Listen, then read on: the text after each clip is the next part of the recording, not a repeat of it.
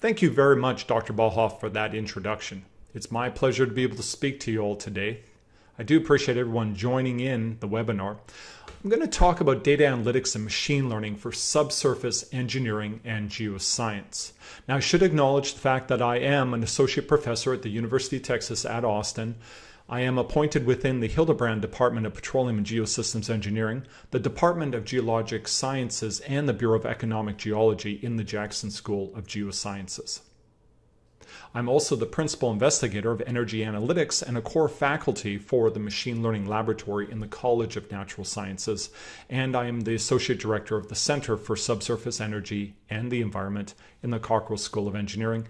And finally, I'm the chief science officer in Datum, a startup company that works towards training professionals in data analytics, machine learning.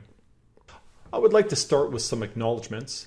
Appreciation to the great graduate students in geoscience and engineering working with me, working hard to develop new digital capabilities and developing novel methods and workflows. And these students right here have work that I will be showing in the subsequent slides. Now, if you're out there and you work for a company and you're looking for great student interns next summer, contact us. I'd love to see my students find great opportunities. Also, appreciation to the other faculty within my home department who are collaborating freely. Dr. Carlos Torres-Verdin, Dr. Larry Lake, Dr. John Foster, and Dr. Masha Pradanovic. I am grateful for the wonderful collaborations and partnerships that we have within our department. Now, what's my motivation? What do I want to do with this webinar? Well, what I believe is that the subsurface needs new capabilities and solutions to really fully realize the digital revolution. We are partnering with industry to make this a reality, and I thought by sharing rapid fire, kind of focused on breadth and not depth, our research and some of the really cool stuff that's going on within our group, that this would inspire more people from industry, more working professionals to partner with us and collaborate on the work. We welcome partnership. Now, how am I going to accomplish that? Well, first, introduce myself just a little bit so you know who I am. Promise just a couple slides of bragging, and then I'll move on to the good stuff. Energy data analytics and machine learning. I want to set up a little bit of context and motivate you to listen more to the new technologies that we'll share. And then, boom, I promise you, most of the talk will be the emerging research in energy data analytics and machine learning. First of all, about myself a little bit. If you have not met me, we haven't talked, and you've just read my name and it looks a little bit difficult. It's not. It actually is just pronounced Pyrcz. That's the way our family pronounces it. We spent about 100 years in Canada, and I think we lost the ability to pronounce our names. I've met Ukrainians who tell me we don't quite say it correctly.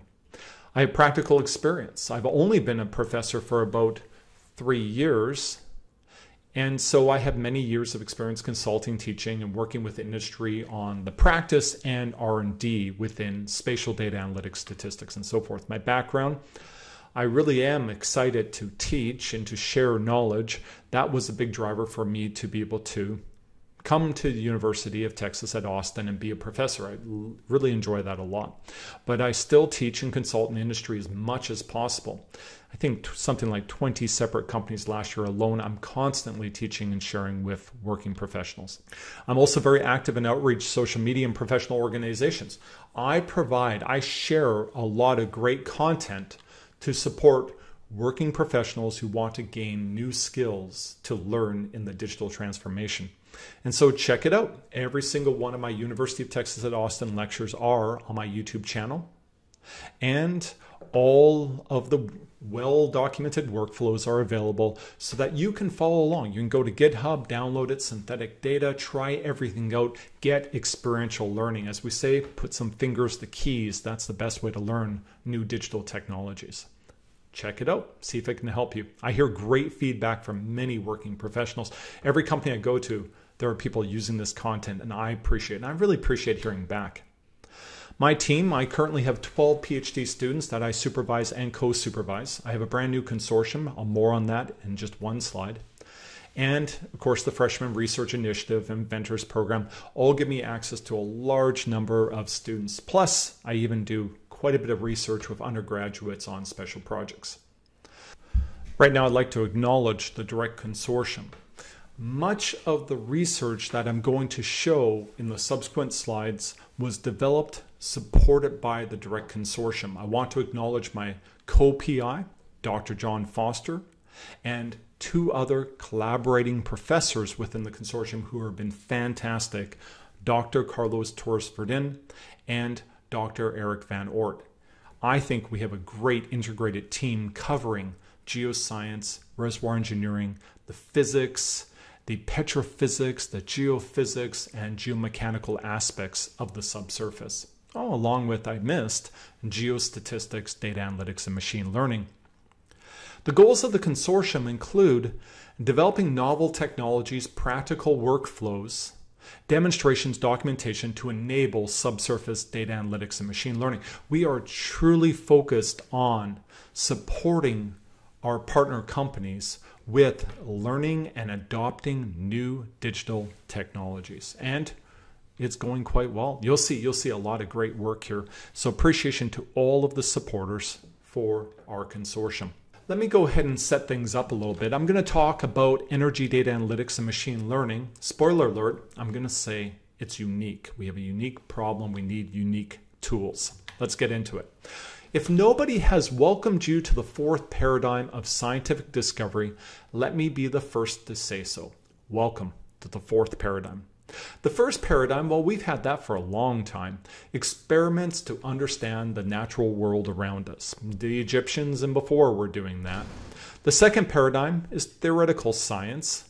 That was where we realized that we could actually use our observations and develop the laws of classical mechanics, electrodynamics, and so forth, the analytical expressions, the equations. Then the third paradigm, computational science and simulation, that came about because we had computational power now. We realized that many of our problems were complicated, heterogeneous, difficult geometries, complicated coupled physics, and we could start to solve that using a computer. The fourth paradigm is data-driven science, where we start to have more and more data, more and more processing power, and we realized that we could actually detect patterns and anomalies in big data, use artificial intelligence, and so forth. The fourth paradigm. Now, we are not alone. The digital transformation is underway across all sectors of our economy. A recent Deloitte study just last year looked at the technology readiness of a variety of different sectors in our economy, and they found that energy was somewhere in the middle as far as the proportion with high maturity and medium maturity and so forth. Of course, TMT, tech, media, and telecom were at the leading edge, and life sciences and healthcare were more on the trailing edge. We were somewhere in the middle. Every energy company that I visit is working right now on developing new technologies to address the digital transformation. Now, I have biases. I should be transparent about that. I think the P10, the low side outcome from all of this, is we will do better with our data. And I think there are great opportunities for that. Opportunities to teach data analytics, statistical machine learning methods to engineers and geoscientists to improve their capabilities. I've taught hundreds of working professionals, and I've seen many of them in a short duration of time start to add value with their new skills. I know they can. Geoscience and engineering knowledge and expertise does remain core to our business. What am I saying here? Well, we're working in the fourth paradigm, but every time we develop a new paradigm, we just augment it to the previous paradigms. The advent of theoretical science, the second paradigm, did not remove the need for experiment and empirical science. In fact, it was built on it. The third paradigm of computational science and simulation, anybody who works in numerical simulation knows that there are so many cases of using calibrated solutions directly from observations, and theoretical science is a fundamental to it. And so everything builds just like that. The fourth paradigm builds on top. Now, there's something also very important, I should say, and that is the subsurface. Energy is very different. We need unique solutions. Sparse, uncertain data, complicated, heterogeneous, open Earth systems. There's a high degree of necessary geoscience and engineering interpretation and physics. Our data doesn't just come to us ready to use in the raw form. Every piece of data needs to be interpreted, inverted, somehow denoised or declustered or debiased. There's so many things we have to do with our data. And we have extremely expensive high-value decisions that must be supported. Now, to compare and contrast, I like to introduce the idea of the recommender engine. Here's an example right here from Spotify. This was my Spotify account from the summer of 2019. You'll see something about me immediately. That is, there is some Canadian music here. I am Canadian. I like a lot of Canadian music. And what you'll find, though, is that every once in a while when I let Spotify do its thing, something will come on. It'll be kind of a nice hard rock beat. It has kind of a hook. And I'll catch myself because it's Nickelback. And now what I'd like to say is I believe that no Canadians like Nickelback any longer. Okay, all kidding aside, if you like Nickelback, no problem with that. But I don't like Nickelback. And this is a case of the recommender engine getting it completely wrong. Now we have to ask ourselves, what's the cost of that, of getting a song wrong when recommending it to me all day? Is it valuable? Is there any impact? I just fast forward and move on with my day. In fact, it would make no logical sense for me to have a personal DJ sitting in my office, for there to be human interaction or some human involved in picking my songs. Professors don't get paid that much. We need to develop novel subsurface data analytics and machine learning solutions that integrate geoscience and engineering concepts. They need to be interpretable in order to support all of these difficult and challenging aspects of our decisions. Okay, so I've set it up. Now let's go ahead and talk about emerging research in energy data analytics and machine learning. Now, if anybody has a question as we get into this, please go ahead and jump in. I do appreciate questions. I do like responding to them during the talk. We can use the chat window, and I do appreciate that. Okay, I do notice that there has been a question already, specifically on resources being able to get started in this area of data analytics and machine learning. Let me make a couple of comments here. First of all, there's a lot of great resources online. There are formal, informal types of opportunities for training.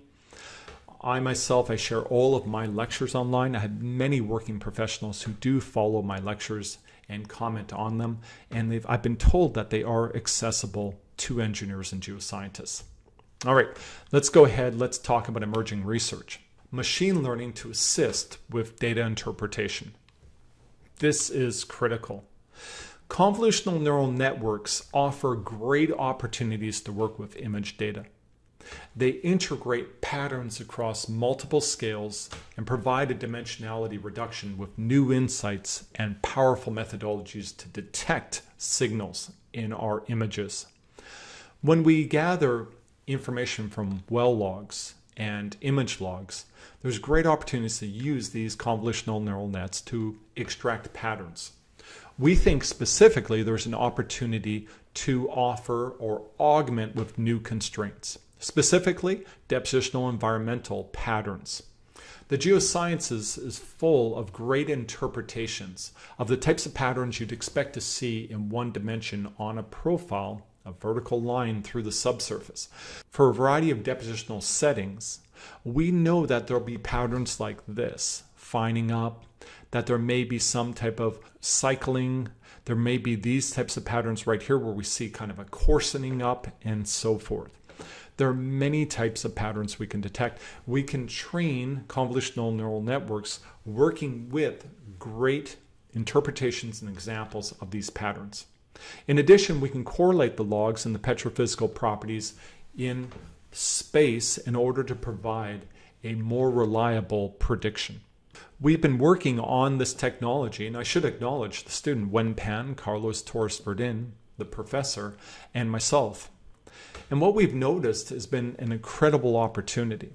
For instance, there are great problems to solve around this technology. Well logs themselves actually have a convolution cooked into them. That in fact, that as they calculate along the vertical hole in the subsurface, the well, that there is an averaging. And so we found that it was useful to apply deconvolution methods to remove this smoothing. Also, we found that it is critical to work within an interpreted geoscience framework, stratigraphic framework. If we have great interpretations on major transitions, zones, units, at whatever scale is observable, the machine does better in this hybrid approach where we can constrain by individual units. Avoid unnecessarily mixing a wide variety of populations. And we demonstrate here predictions with convolutional neural nets and also generative adversarial networks shown right here. Another one of our students, my student, Jose Hernandez, is doing a great job working with dynamic time warping for incorporating connectivity, geologic connectivity in the subsurface. What's fascinating is that we have great information, production and injection, the fluids going into the subsurface, the fluids coming out of the subsurface, and we can use this information. We can determine the communication between injector and producer wells, and we can optimize any type of operation. This could include water flooding, this could include a contaminant remediation project, like a pump and treat operation, and so forth.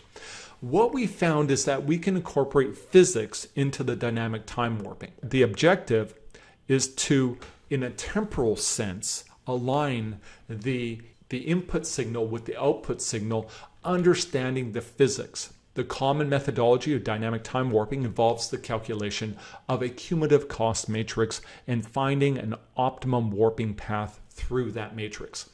What we've been able to do is take and constrain that path based on our physical knowledge of the system to ensure that we have a reasonable match between the input signal and the output signal, accounting for the concepts of diffusion and advection and so forth in the subsurface. This is very powerful. We have a paper in prep that should be submitted shortly on this topic. Garbage in, garbage out, but is it bias in and bias out? Let's talk about that. What we did was, working with my PhD student, Wendy Leum, was we looked at a fundamental problem. We know that literally all of our spatial, sparsely sampled data is biased. It really is. And we were concerned that this bias might infect our machines. So we asked this simple question. If I train a machine with biased data and then I use it with unbiased data to make predictions or in testing, will that bias propagate through the machine? And what we found out was incredible. First of all, we came up with methodologies that we could mitigate that bias. We recognized the fact that there are well-established technologies around debiasing data through declustering technologies and others. And we realized that this could be incorporated directly into machine learning methodologies for prediction, like decision trees. Data set shown right there with its declustering weights, the original decision tree for porosity, fraction of clay to make predictions of TOC, total organic carbon, and then with the weights shown by the size of the training sample data. You can see their variable there, and you can see that the tree has changed. It's been adjusted. Here's 3 examples right here, and an example right here where we really don't have bias, and the result is we have a much more uniform weighting and we have a very similar tree. Fascinating. We can do this. We can fix the trees. We could fix any machine learning methodology, and what we found was that indeed, if you work with the conventional machine not correcting for the bias in the training, even if you use unbiased data in testing, that there was a significant bias injected. It was also proportional to the level of bias in the training. Fascinating. We found that we were able to significantly reduce that bias by using a mitigation method as we proposed in our paper. And we have a paper that's just come out on this topic right here. Okay. In addition, if we're going to talk about biased data, we recognize the fact that methodologies like cell-based declustering has a somewhat subjective or arbitrary choice around the cell size to use. In fact, we would argue that that cell size selection method that's commonly applied right now, taking the cell size that minimizes the declustered mean, is perhaps a conservative engineering choice, but we could also argue it's a rational and ad hoc.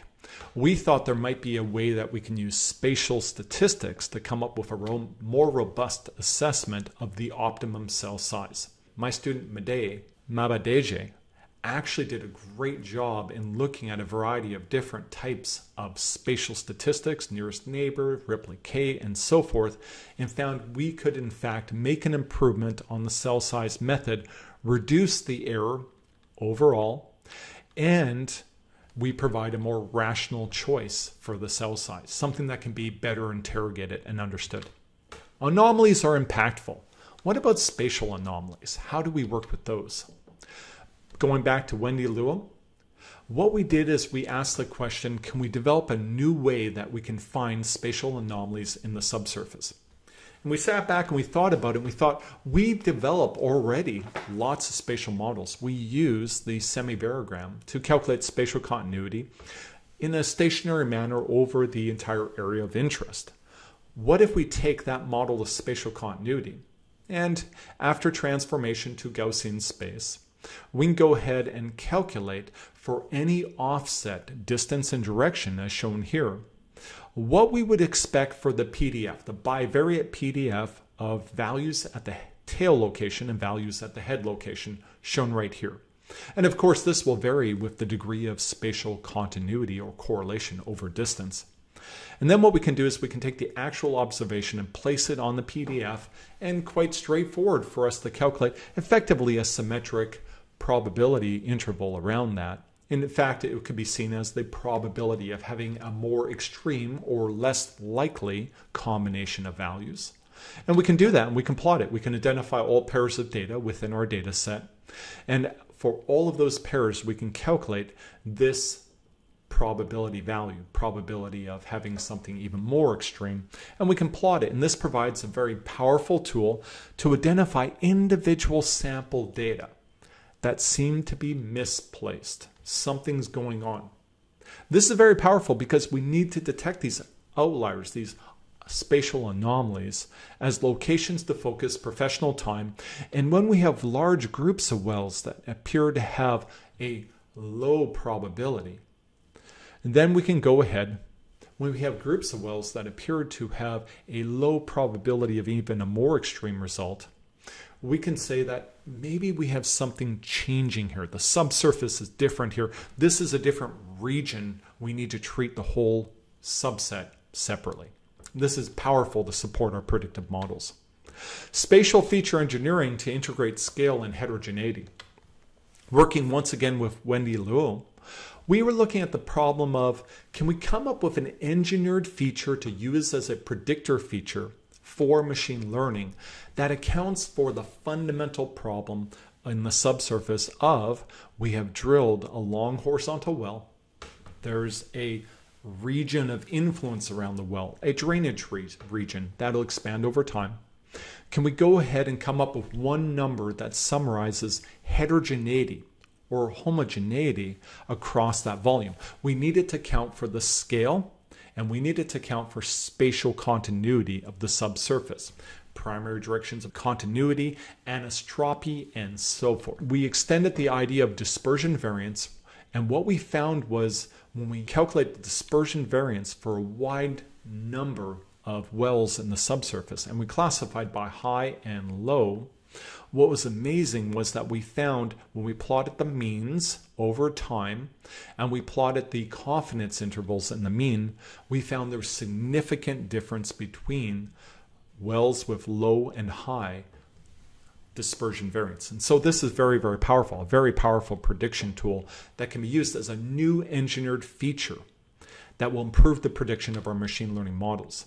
Every time we gather information in the subsurface, it looks different. It's always different.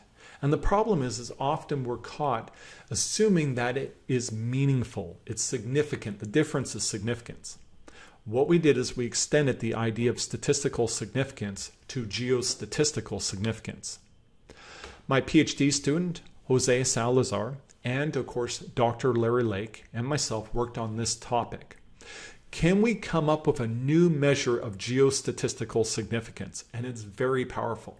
We can take all of our available information, geoscience, engineering, geophysical, stratigraphic, petrophysical, all the information sources, and put them into the subsurface. And then what we can do is actually take our new observations and we can assess whether or not they're consistent with each other. Geostatistical significance. We can actually calculate the sampling distributions we would expect given the null hypothesis of our model being valid. A stationarity model, in fact. And then we can look at the difference that's observed between two separate sets of data and determine whether or not observed effect is significant in a geostatistical sense. And in this case, it was not. And so any observation of difference between these pads could be due to just a random effect. We should not make a new decision. And here's an example where the two data sets are significantly different from each other. We recognize that there's a lot of issues with the standard significance testing approaches. And so to avoid the binary choice of fail to reject and reject the hypothesis test, we've been using the Bayes factor bound as a good measure of likelihood to support decision making in a very informative manner. This is all about protecting us from the belief in the law of small numbers, thinking everything is important. Spatial continuity. It's an essential part of spatial inference. Can a machine help us with that? One of my senior PhD students, actually my very first PhD student when I started here at the University of Texas at Austin, Honggong Zhou, we were sitting down together and we asked the question, can we automate the calculation of a variogram model? And Honggong was able to come up with a really, really cool workflow.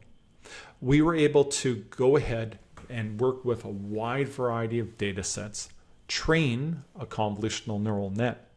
Now we trained it to be able to take the data set and go and build a reasonable model, full exhaustive model that would honor a similar spatial continuity as the data set. And then we trained another convolutional neural net to take that exhaustive image from the first and calculate the variogram model parameters, the key parameters, the range, the aspect ratio, and the primary azimuth, the direction of primary continuity. And what was fascinating is this worked really, really well. In fact, what we found was it did a great job of predicting the range, the maximum distance of spatial continuity, the aspect ratio, and the azimuth. In fact, some of the times when it struggled with the azimuth was when the aspect ratio, or anisotropy, was kind of low. And so the phenomenon was close to isotropic, and then it's very difficult to observe the primary direction of continuity. This worked really, really well, and we're excited about it. Spatial point processes for fractures, what can we do? Can we go ahead and calculate new statistics that can be used to quantify the subsurface? A variety of different spatial statistics, and we applied them in novel manners. For instance, we even looked at using the Ripley K, our ability to calculate the Ripley K over a variety of locations on an available data set, a non-stationary or local Ripley K. And we were able to make analysis across different length scales, determining areas where we have our scales over which we have clustering, scales over which we have anti-clustering or dispersed patterns. These are very powerful multi-scale statistical analysis methods. I should acknowledge, Mahmoud Shakiba, Dr. Larry Lake again, a pleasure to work with Dr. Lake and all his great experience. And I worked together with the FRAC Consortium from the University of Texas Bureau of Economic Geology. And we very much appreciate the leadership of that consortium and all of their collaboration and support on this project. Thank you very much.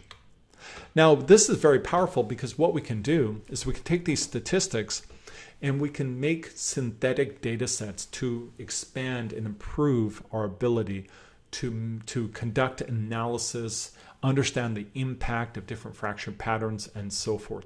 Much more realistic models for forecasting.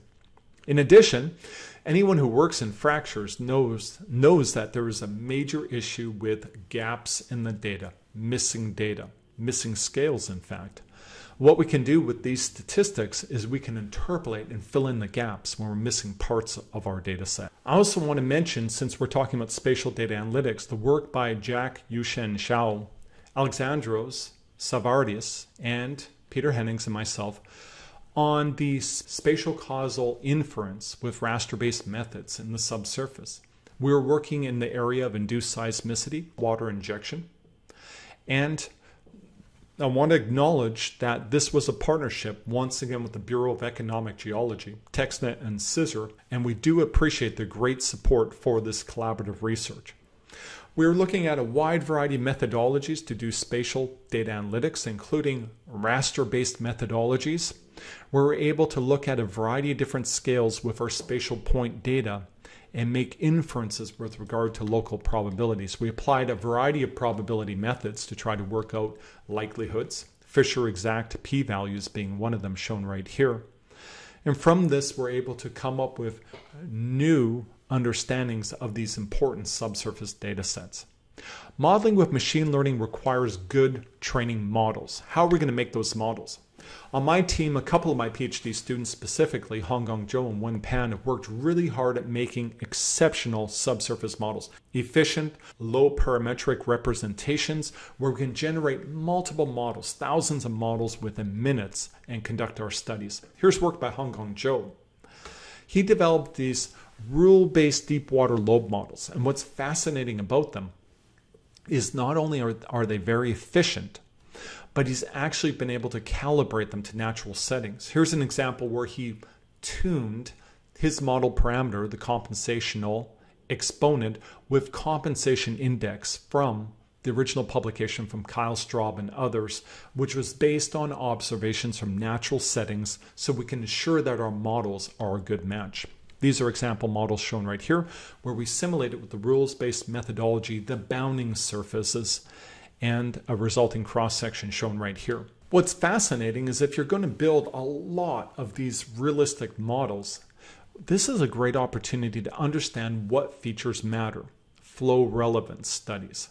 And so Hongong Zhou has worked on that problem. He's taken many of these models and he's applied forecasting on them to understand what parameters for these rule-based models are most important, what are their impacts, and not only overall, but over different time windows of production, early, late, middle, and late.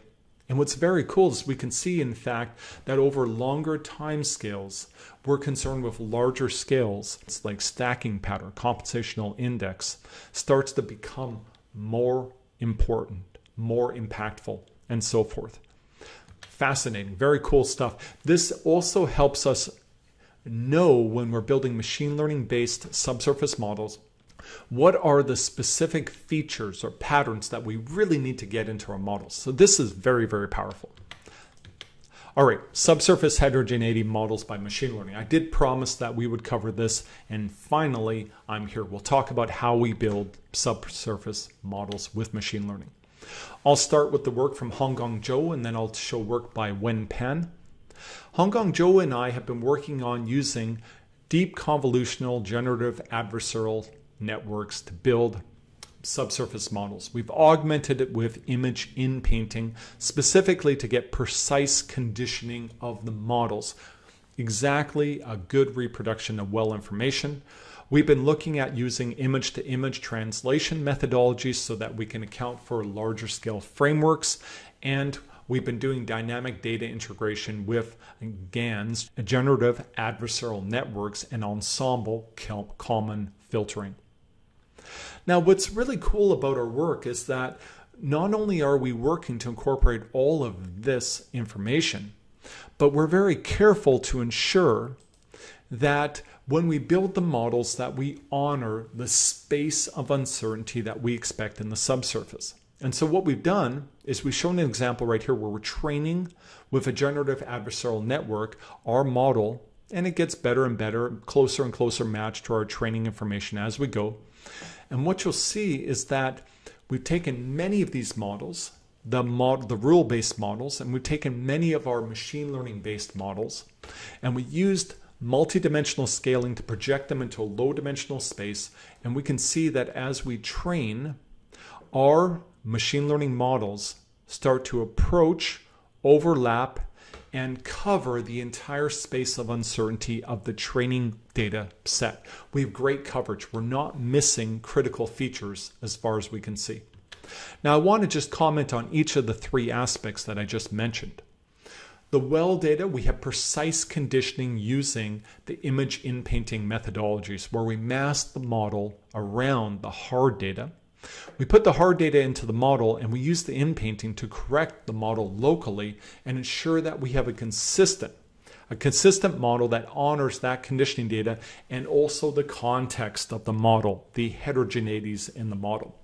With the image-to-image approach, what's fascinating is that we're able to actually integrate framework. Here's examples of a larger scale framework and then our heterogeneity models, a simple kind of fining up type model within that heterogeneity framework. And here's a case where we have faulting and we're able to honor the fault structures in the models we generate. And here's an example where we have an anti-Klein type structure and we can incorporate those types of non-stationarities. The history matching is fascinating. This is a very hard problem in the subsurface. Ensure that our forecast will match previous production in the subsurface. And what we found is that previously, people would use methodologies like ensemble Kalman filtering with Gaussian assumptions and so forth to be able to build models that would be perturbed in order to honor production data, but at the risk of destroying the actual geologic model. It turns out that our generative adversarial network is taking an ensemble of latent random variables and projecting them through in order to build models that are consistent geologically. So what we're doing is we're actually perturbing the latent random variables instead of perturbing the outcome from the model. We get a suite of models, a perturbation to the models that still honors the conditioning data, and we can perturb it in a lower dimensional space. It's very, very powerful, and we're finding, here's an example of the target production. This is the production history and the forecast into the future, and you can see that we're able to converge our model's original production, and they converge quite well, and we don't destroy the geologic consistency, and the result is we get better forecasts. Let me talk a little bit about WinPan's work. I want to acknowledge Dr. Carlos Torres-Verdun, who's been an exceptional partner in this research in subsurface data analytics and machine learning, widely recognized expert in petrophysics and geophysics. So I think we make a great team. Thank you, Carlos.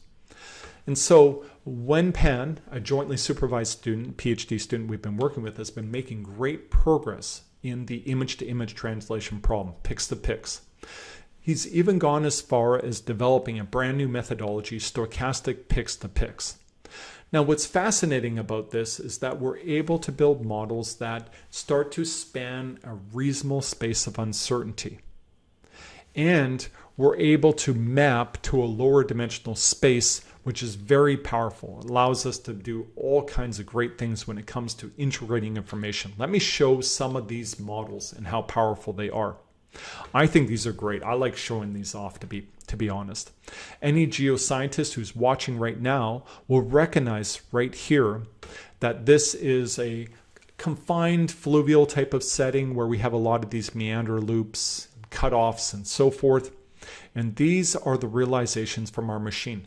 I hope those of you who are watching would recognize, in fact, that these are exceptionally good models. If we were to compare them or benchmark them to the standard methodology of multiple point simulation, I hope you'd recognize that these models are much improved. Okay, so what we're able to do is introduce data conditioning as a loss function, and we're avoiding mode collapse. Other conditional generative adversarial networks often have. The resulting models honor data and geologic concepts, and the conditioning is very good. We have a paper that's impressed that should be out shortly. I'm excited to see that come out. Now, let's go ahead once again. We want to assess how does the model perform as far as honoring the space of uncertainty. Is it collapsing or is it honoring the entire space? With multiple models generated, and the blue dots are machine learning models. The orange dots are the models that we used as training models. And what you can see right here is that over time, epochs or iterations of training the model, You can see that the heterogeneity starts to match the truth model quite well, but very importantly, you see that the actual realization from our machine spans the space of uncertainty of the original training data. This is once again multidimensional scaling. Now, I just had a question about the accessibility of these technologies. I would admit that when we get into convolutional neural nets, artificial neural nets, and a variety of other methodologies, that it does get a bit more complicated.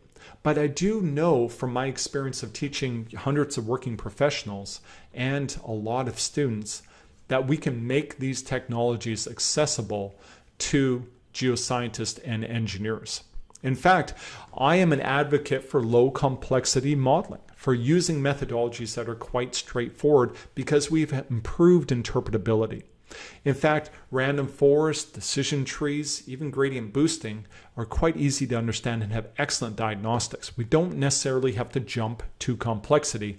And because of model variance, a major source of error in real-world use of our models, it's often not better to do so. Okay, so thank you very much for that question. Let's go ahead and look at the model over time as we train it. The thing is about my group is that we do understand geostatistics. We work in geostatistics, subsurface modeling, uncertainty modeling, and so we're now comparing the model to multiple point statistics, the standard benchmark cutting-edge subsurface modeling technology in geostatistics. This is what's known as an endpoint histogram. It is a multiple point configuration with the associated frequencies or probabilities. The black line is the target from the training data. The blue line is from an MPS realization to give us a benchmark, and the red line is how we're doing. Not very good yet. Let's train. As we train over time, notice that we start to do a better job with honoring the multiple point statistics. The model starts to look more realistic. We're already doing better in MPS and honoring the multiple point statistics. And as we proceed, we get this. Look at that. That's phenomenal. That's really, really great. Starting to see the features that we see in the training model. And very, very powerful. If you look at the multiple point statistics, you'll notice that they are actually very well reproduced and beyond. We're capturing truly complicated heterogeneities, and we have a good space of uncertainty. With the stochastic Pyrcz method, we're truly sampling the subsurface uncertainty under the constraints of the available information, in this case, seismic constraints, well constraints, and stratigraphic heterogeneity constraints. Very powerful. Now, with the stochastic Pyrcz method, part of the innovation is the use of these weights on the data conditioning. Here's an example with low weights for seismic and well data conditioning, medium weights, and high weights. And so you can see the changes to the model as we increase and change the weights. This is very, very powerful. We can constrain the level of uncertainty expressed over the ensemble of resulting models.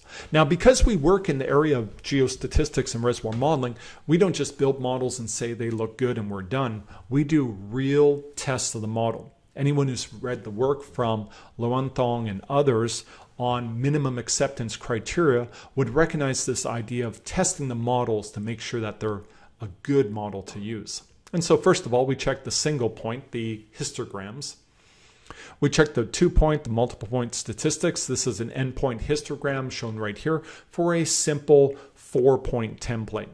We use the concept of stochastic surface growth processes to borrow statistics like interfacial width to look at the bounding surfaces that we're reproducing in the model. And we can see we're doing a great job with the overall behavior, dynamic behavior of our surfaces. We check the well data conditioning. We look once again at the stacking patterns of the lobes in the model using the concept of compensational index. We can also look at the continuous change or variation of our model and when we tune the latent space features. This is fascinating. We're actually getting multiple realizations. We're scanning through and seeing the model perturb in a consistent manner with all of the constraints and the geoscience, the information imposed through the training images. And then we can even look at trend models and see how we do as far as reproducing trends, and also look at, of course, histograms and so forth. We do a great job reproducing all of the inputs. These are very good models, ready to use for subsurface decision making. And this is very exciting to me. And this is the concept of hierarchical modeling. And what WenPan's done, and we have a paper that's in prep right now that we'll be submitting shortly, what we realized is that the stochastic Pyrcz methodology does something very special. It provides heterogeneity models that are consistent with the boundaries. This is different. In geostatistics, there's a general cookie cutter approach that ensures that there will be discontinuities or inconsistencies across scales. Stochastic Pyrcz truly produces models. If you look at this vertically exaggerated cross-section of a lobe complex, the individual lobes are stacking in a consistent, reasonable manner within the lobe complex. This is powerful. This is very, very cool. I'm excited about that. We would like to acknowledge Dr. Imhoff from ExxonMobil during a visit with us and our team, wonderful partnership with ExxonMobil. He provided some really good feedback and discussion with WenPan, and Wen wanted to acknowledge that. Thank you, Wen. Look at these models. They're beautiful. They're absolutely gorgeous. Multiscale deep water lobe and channel models that truly honor the boundaries. And we can work at multiple scales and build consistent models, heterogeneity patterns. Very cool. We have a paper in prep that should be submitted shortly on this topic. Let's talk a little bit about subsurface forecasting by machine learning. This is an important problem. I've been working with Javier Santos, partnered with Dr. Masha Perdanovic, another professor within our department. I want to acknowledge that Dr. Masha Perdanovic has been working in the Digital Rocks portal and also has a great consortium working on a wide variety of problems at the very finest scales in the subsurface. Very powerful stuff. So we teamed up together, and Javier Santos did a great job. He recognized that he could build convolutional neural nets to make predictions from a binary image to get the velocity fields of fluid flowing through the subsurface.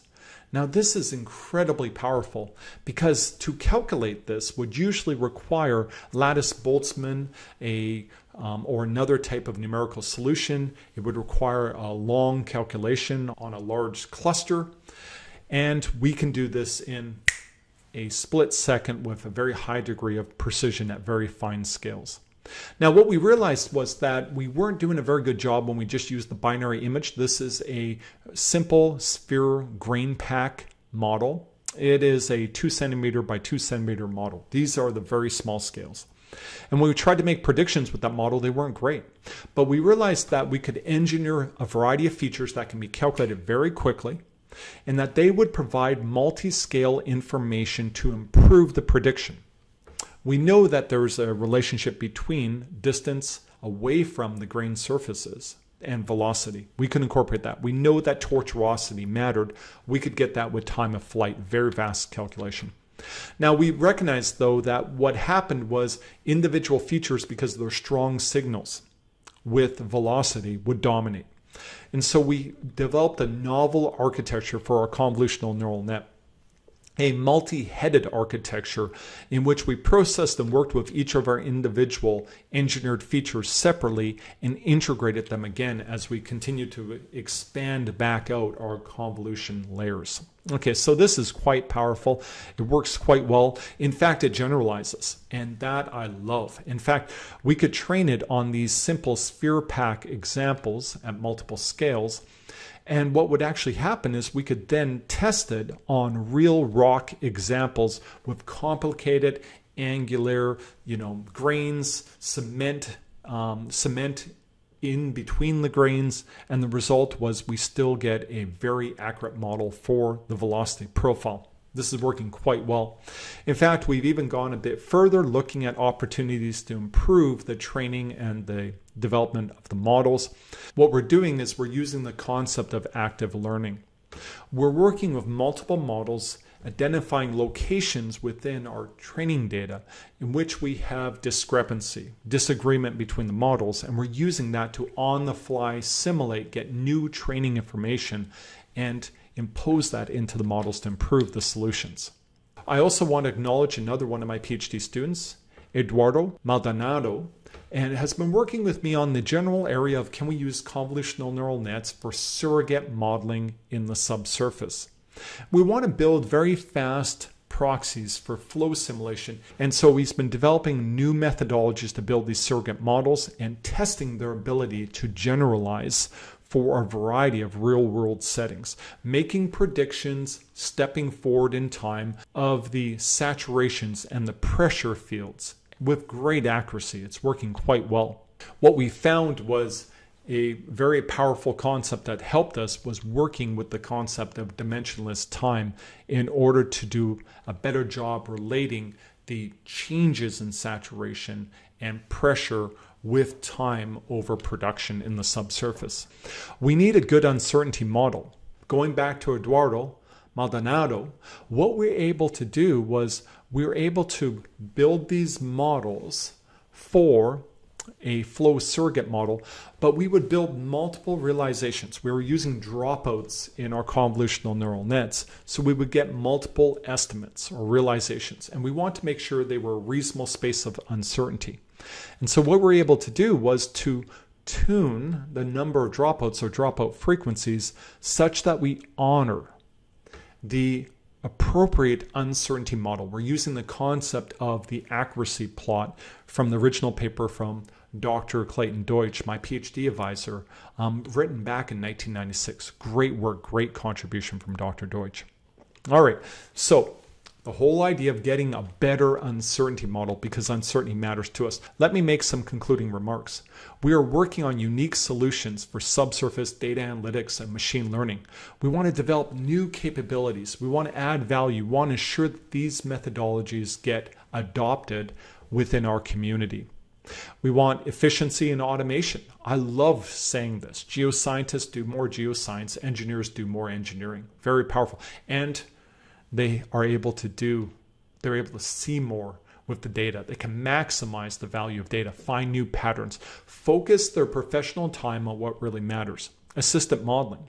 Real-time feedback, learning while modeling is a dream. Imagine every time you make a choice in a subsurface model, you get immediate feedback from a flow surrogate telling you, this is going to change the flow rates. This is going to cause compartmentalization and so forth. In addition, new improved models. We're building the subsurface models with machine learning. We're building appropriate models that integrate all geoscience and engineering knowledge and data. And they're in fact spanning a space of uncertainty that we can explore very efficiently in a lower dimensional space. And we're better integrating our expert knowledge. We're interacting with our models more and we're learning more. Once again, I would like to acknowledge the great students who are working with me. The students are listed right here. I showed a bunch of their work.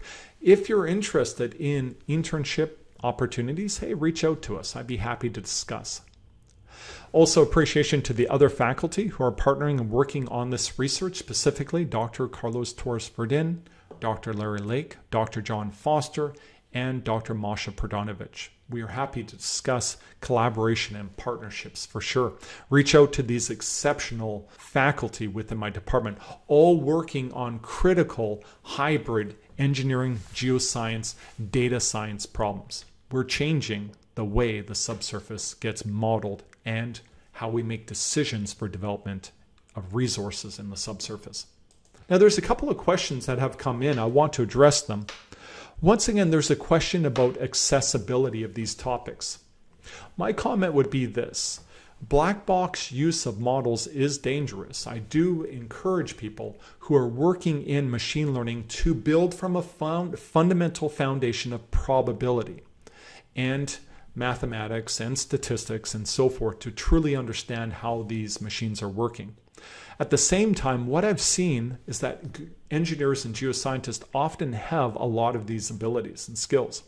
People have been working in the subsurface, understand how we build realizations, subsurface models, work with probability and uncertainty. Many of our models, our machines, are using those same probability uncertainty concepts. If you work in Bayesian statistics, you're ready to use naive Bayes or Bayesian regression and so forth. Now, in addition, what you'll find, which is interesting, is that many of the engineering concepts we work with right now, optimization, are critical in machine learning. Think about methodologies like gradient boosting. They, in fact, use stochastic gradient descent to optimize, to get the very best possible estimates. They were searching over a large dimensional space of possible parameters to do that. Now, if you understand stochastic gradient descent, because you're already an engineer who works in optimization, you're ready to start building models that use those concepts. There are so many skills that are transferable. In fact, I gave a recent talk for the APG SBE where I mapped a lot of these skills of geoscientists and engineers directly across to machine learning. There are so many of them. All right, I better end there. I probably run over time. Thank you very much for your attendance. I appreciate everyone who's joined in. I'm Michael Pyrcz. I'm always happy to discuss. Reach out to me. I love to talk about collaboration. All right, thank you.